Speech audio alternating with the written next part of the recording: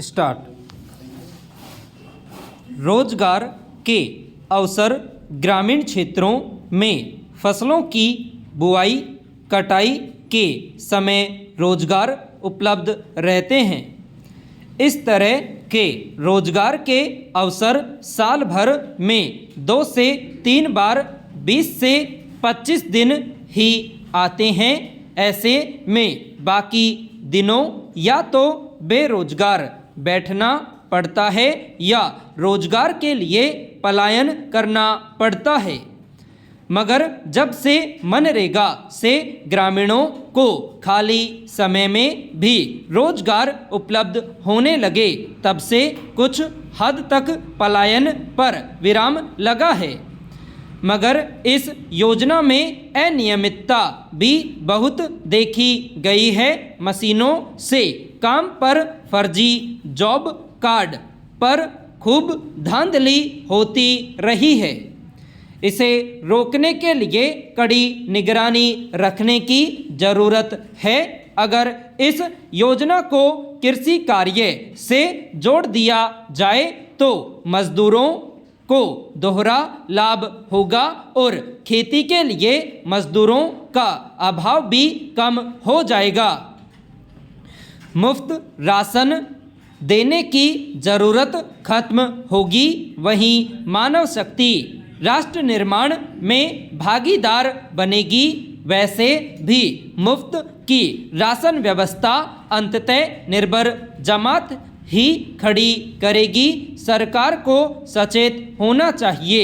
अच्छा होगा कि हर नागरिक को काम और न्यायपूर्ण पारिश्रमिक मिले, इसे राष्ट्र आगे बढ़ेगा। पैरा। अक्सर देखा जाता है कि जब बेटी विवाह योग्य हो जाती है तो माता पिता सरकारी नौकरी वाले लड़के ढूंढने लगते हैं, जबकि उन्हें यह समझना चाहिए कि विवाह किसी नियुक्ति पत्र का काम नहीं है। लड़की का भविष्य लड़के के संस्कार, जिम्मेदारी और मेहनत से तय होता है। सरकारी नौकरी वाला दामाद भी मिल जाए तो क्या यह तय है कि वह बेटी की भावनाओं को समझेगा? क्या वह उसके सपनों को जगह देगा? उसकी थकान को पढ़ पाएगा? उसकी चुप्पी का कारण समझ सकेगा? एक पिता अगर अपनी बेटी का ख्याल रखता है तो वह सरकारी नौकरी से पहले इंसान देखेगा। वह देखेगा कि लड़का मेहनती है या नहीं, जिम्मेदारी निभाने का साहस रखता है या नहीं। सबसे ज़रूरी ये कि क्या वह उसकी बेटी को बराबरी का अधिकार देना, निजी नौकरी, छोटा व्यवसाय या संघर्ष की राह कमज़ोर नहीं बल्कि आगे बढ़ने की इच्छा शक्ति के प्रमाण हैं। बेटियों को ऐसा जीवन साथी चाहिए जो मुश्किल में उसे थाम ले। पैरा। सब कहते हैं कि ज़माना बदल गया है, कि पुराना ज़माना अच्छा था और नया ज़माना खराब है। मगर सवाल उठता है कि ज़माने को खराब किया किसने? क्या किसी ने दूसरे ग्रह से आकर इसे इतना खराब किया?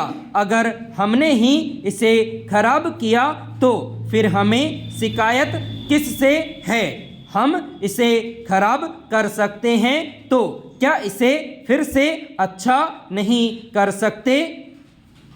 सब एक साथ मिलकर करें तो यह हो सकता है।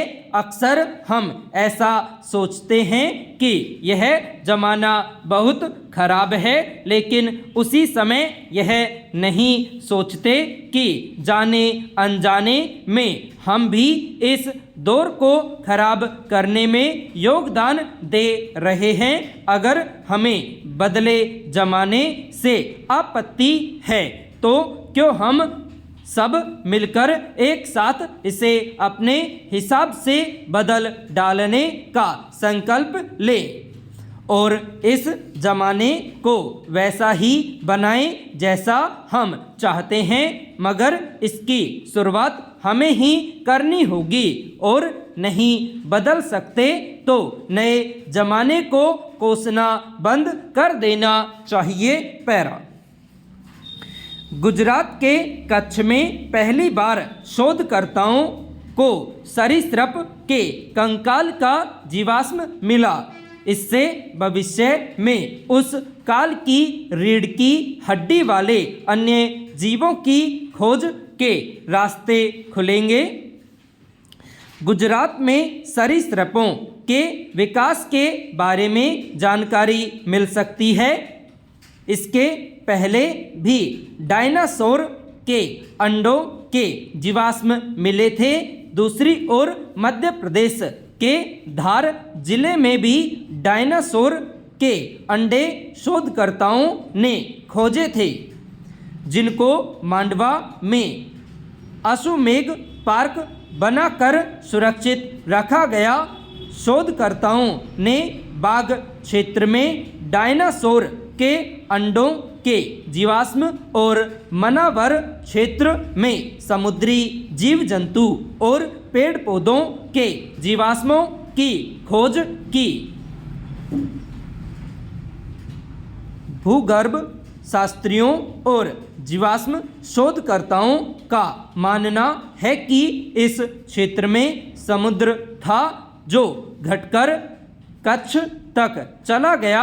ऐसे जीवाश्म क्षेत्र को सुरक्षित किया जाना आवश्यक है ताकि भविष्य में अन्य खोज में मदद मिल सके।